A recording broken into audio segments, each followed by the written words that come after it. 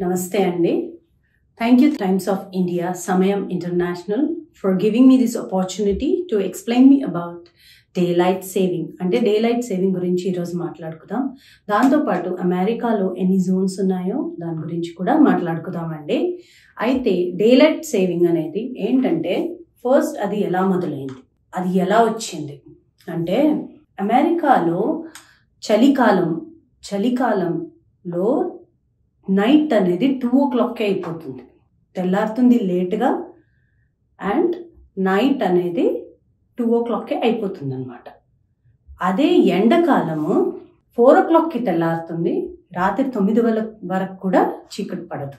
So ఇట్లాంటి పరిస్థితులను అదుపులో తీసుకురావడానికి డేలైట్ సేవింగ్ కాన్సెప్ట్ అనేది వచ్చిందనమాట. అయితే 1895లో ఒక జర్మన్ ఎంటమాలజిస్ట్, తన పేరు హుడ్సన్. తను ఏంటంటే ఎంటమాలజిస్ట్ అంటే ఇన్సెక్ట్స్ పైన స్టడీ చేయడం అనమాట.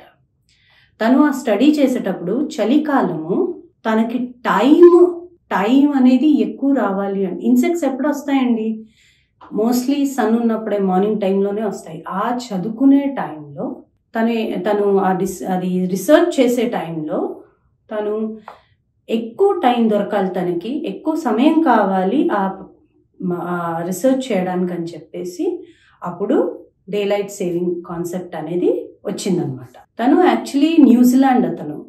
సో దీని తర్వాత మళ్ళీ 1907లో ఇంకొక అతను ఎవరు, విలియం విల్లెట్.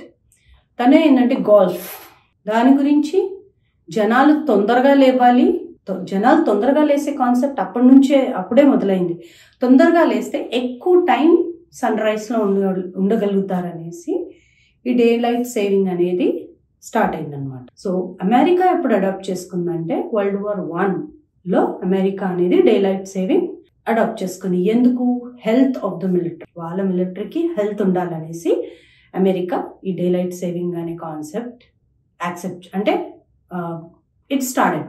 అయితే ఈ డేలైట్ సేవింగ్ ఎందుకు అవసరం అంటే ఇక్కడ చలికాలం మీరు చూస్తే మంచు ఉంటుందండి, భయంకరంగా మంచు ఉంటుంది నార్త్ ఈస్ట్లో అనమాట.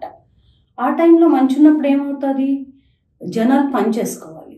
మీకు తెలిసిందే కదా, అమెరికా అంటే ఎప్పుడూ బిజీ ఉండి ఎప్పుడూ వర్కే ఉంటుందన్నమాట. సో అఫ్ కోర్స్ అన్ని దేశాలు అలాగే ఉంటాయి, కానీ అమెరికాలో వర్క్ ఎక్కువ ఉంటుంది. ఎందుకంటే వాళ్ళు గంటకు పే చేస్తారు, గంటకు ఎంత పని చేసామో చూస్తారు.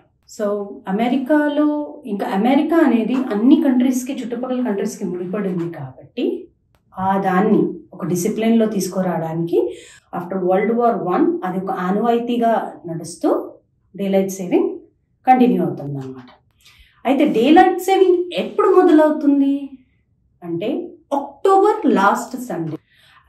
ఎట్లా అంటే నార్మలీ ఇండియాకి యుఎస్కి టైమ్ జోన్ డిఫరెన్స్ ఏంటంటే 9 hours 30 minutes. కానీ ఎప్పుడైతే డేలైట్ సేవింగ్ స్టార్ట్ అవుతుందో అది 10 hours 30 minutesకి మారిపోతుంది. అంటే వాళ్ళు అక్టోబర్ లాస్ట్లో వాళ్ళు యాడ్ చేసేస్తారు, అంటే 1 hour ఎక్స్ట్రాగా యాడ్ చేస్తారు. ఇక్కడ వాళ్ళు ఎందుకంటే 2 గంటల తర్వాత మీరు చూసారంటే, నేను చెప్తున్నాను కదండి, 4 గంటల 5 గంటల వరకు చిమ్మ చీకటి అండ్ ఇక్కడ మంచు పడుతుంది, భయంకరమైన మంచు. అంటే మొత్తం ఎన్వైర్న్మెంట్ ఎంత డేంజరస్గా మారిపోతుందంటే మనము ఎంత జాగ్రత్తగా ఉండాలో ఇక్కడ. సో ఈ పరిస్థితులలో నాకు అర్థమవుతుంది. సో నేను ఏం చెప్తున్నానంటే ఈ daylight saving is good for us. ఇక్కడ ప్రొటెక్షన్ ఉంటుంది అండ్ ఆల్సో వేరే కంట్రీస్తోని మన టైం మేనేజ్మెంట్ ఫీజిబుల్గా జరుగుతూ ఉంటుందన్నమాట. సో మళ్ళీ చెప్తాను, వింటర్స్లో సన్ 7 o'clock వస్తారు అండ్ వెళ్ళేది 3-4 o'clockకి సన్సెట్ అయిపోయి 5 o'clockకి అర్ధరాత్రిలా ఉంటుంది.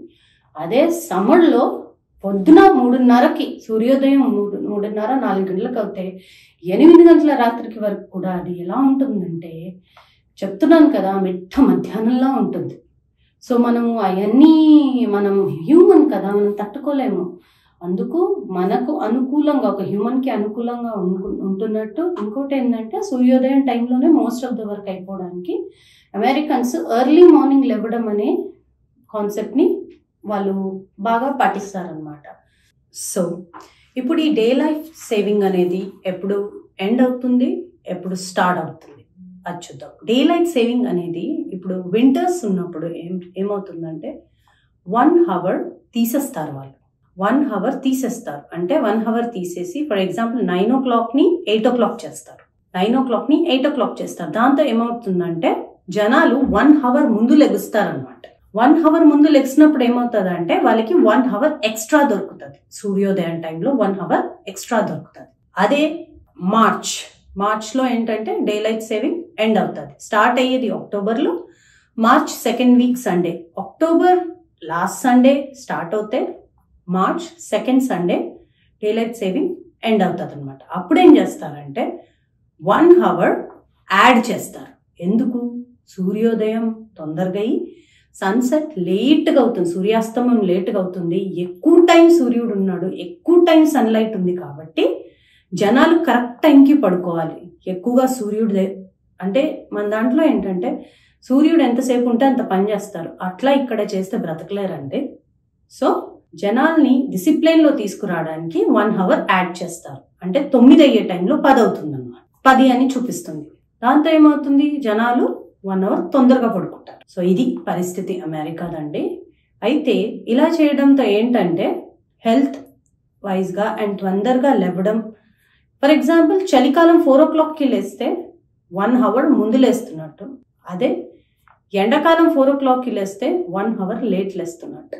దీనివల్ల చాలా ప్రాబ్లమ్స్ ఉంటాయి పెద్దవాళ్ళకి. స్పెషల్లీ ఫుడ్ అనేది కరెక్ట్ టైంకి తినేస్తారు ఇక్కడ, అయితే వాళ్ళకి కొన్ని ట్రబుల్స్ ఉంటాయి. ఫర్ ఎగ్జాంపుల్ డాగ్స్ ఉన్నాయి, పెట్స్ ఉంటాయి, వాటికో టైంకి అలవాటు అవుతుంది. దాంతో 1 hour అటు ఇటు అవుతాయి. అయినా సరే ఏంటంటే ఈ జియోగ్రఫికల్ క్లైమాటిక్ కండిషన్స్ని కంట్రోల్లో తీసుకురావడానికి యునైటెడ్ స్టేట్స్ ఆఫ్ అమెరికా ఈ డే లైట్ సేవింగ్ కాన్సెప్ట్ అనేది not only United States of America అండి, few countries they do adapt for this అండి. సో ఇప్పుడు మనం జోన్స్ గురించి మాట్లాడుతాం. అయితే యుఎస్లో 6 zones ఉన్నాయండి. అదేంటంటే ఫర్ ఎగ్జాంపుల్ లెఫ్ట్ సైడ్ నుంచి రైట్ సైడ్కి వెళ్దాం. My left to my right. So it is first ఏంటంటే ఈఎస్టీ జోన్ ఉంటుంది, అది ఈస్టర్న్ జోన్. దాని తర్వాత సెంట్రల్ జోన్ ఉంటుంది, దాని తర్వాత మౌంటైన్, దాని తర్వాత పెసిఫిక్ తర్వాత కింద హవాయి, మళ్ళీ అలాస్కా.